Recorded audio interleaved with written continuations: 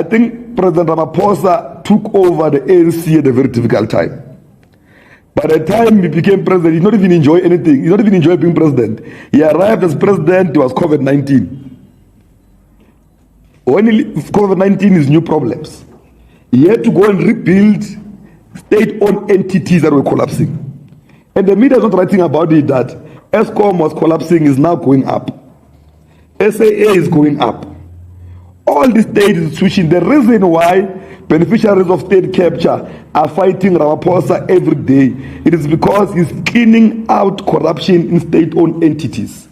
Now, the poor president did not even have enough time to prove how far he can go. But with the little time that he got, was able to do those achievements. We are respected internationally because of a stance that we take on important platforms against injustice and imperialism. It's Ramaphosa. Hi everyone, welcome back to Mzansi Daily Scoop. Don't forget to subscribe, like and share. Today, we are talking about the growing defence of South African President Cyril Ramaphosa by the African National Congress Youth League President Colin Malachi, who says many people are being unfair to Ramaphosa without considering the difficult situation he inherited when he became president. Malachi made it clear that, according to him, Ramaphosa entered office during one of the hardest periods in South African history. He argued that by the time Ramaphosa became president, the country was already facing serious economic challenges, corruption scandals, political divisions, and then suddenly the COVID-19 pandemic hit the entire world. According to Malachi, Ramaphosa never truly had the opportunity to govern under normal conditions. Now, this statement has created a huge debate across South Africa. Some people agree with the ANC Youth League president, while others believe Ramaphosa has had enough time to fix the country's problems. But before judging either side, we need to understand the full picture of what Malachi is trying to say. When Ramaphosa took over leadership of the ANC in the country, South Africa was already under pressure. The economy was weak, unemployment was rising, load shedding was becoming worse, and public trust in government institutions had been damaged after years of allegations involving state capture during former President Jacob Zuma. Many South Africans expected Ramaphosa to immediately restore confidence and rebuild the country. But then COVID-19 arrived. The pandemic changed everything. Businesses closed, jobs disappeared, hospitals became overcrowded, and government had to spend billions trying to keep the economy alive. South Africa entered strict lockdowns that affected millions of families. During that time, Ramaphosa became the face of the country's COVID-19 response. Every week, people waited for his national addresses to hear whether restrictions would be tightened or eased. Colin Malachi says this crisis prevented Ramaphosa from fully focusing on long-term transformation plans. According to him, the president spent most of his early years dealing with emergencies instead of development programs. And to be fair, COVID-19 affected leaders all around the world. Economies collapsed globally, inflation increased, and unemployment became a serious issue in many countries. Supporters of Ramaphosa believe people forget how much damage the pandemic caused internationally.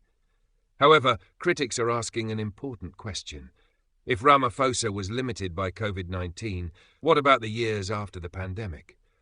Why are ordinary South Africans still struggling with unemployment, crime, poverty, and electricity cuts? That is where the debate becomes more intense. Many South Africans believe Ramaphosa promised a new dawn when he became president. People hoped corruption would be reduced, state institutions would recover, and economic growth would improve. But years later, many communities still feel abandoned. Young people continue to struggle to find jobs. Small businesses are suffering. Crime remains high in many areas, and Eskom's electricity crisis has frustrated millions of citizens. Opposition parties, especially the economic freedom fighters led by Julius Malema, have repeatedly accused Ramaphosa of failing to deliver real change. Malema has often argued that Ramaphosa protects powerful elites, while ordinary people continue suffering. Even the Fala controversy damaged Ramaphosa's image. The scandal created questions about transparency and accountability at the highest level of government. Although Ramaphosa survived political pressure and impeachment attempts, many South Africans feel the matter weakened trust in his leadership. But despite all this criticism, the ANC Youth League appears determined to defend him. Colin Malachi's comments show that sections of the ANC still strongly believe Ramaphosa deserves credit for stabilizing the country during a dangerous period. They argue that South Africa could have been in a much worse situation if the pandemic had not been managed properly. Supporters point to certain achievements under Ramaphosa's leadership. They mention efforts to rebuild institutions damaged by corruption, attempts to attract investment into South Africa, and ongoing reforms within Eskom and other state-owned entities. They also argue that Ramaphosa has maintained stability inside the ANC despite deep internal divisions. Remember, the ANC itself has faced serious factional battles over the years. Ramaphosa has had to lead not only the country but also a divided political movement. Some political analysts believe this internal fighting slowed down decision-making within government. At the same time, younger ANC leaders like Malachi are trying to rally support ahead of future elections. The ANC knows that many young voters are frustrated and losing confidence in the party. By defending Ramaphosa, the Youth League may also be trying to protect the image of the ANC itself. But outside the ANC, not everyone is convinced. Some South Africans on social media reacted angrily to Malachi's comments. They argue that ordinary citizens also suffered during COVID-19, yet they are still expected to survive without excuses.